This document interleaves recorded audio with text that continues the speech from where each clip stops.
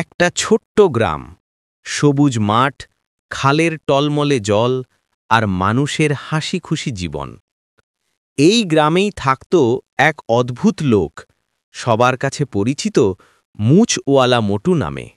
এই যে দেখো, গোফওয়ালা মোটু আসছে।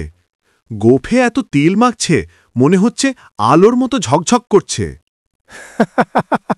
দাদু, এই গোঁফের ভেতর যদি ভাত মাছ লুকানো থাকত, তবে তো এই কাকু 3 বেলা খাওয়া সারত।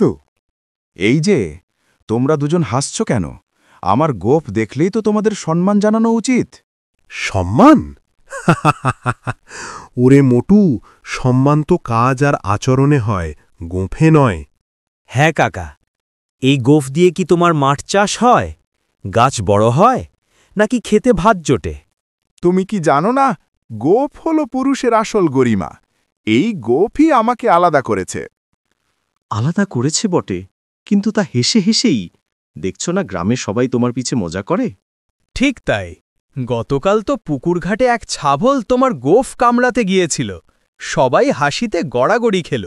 তুমি যাই বলো, এই গোঁফই আমার রাজত্ব। একদিন দেখবে আমার গোঁফের নামেই আমি বিখ্যাত হব। ভিডিওটি ভালো লাগলে লাইক ও সাবস্ক্রাইব করুন।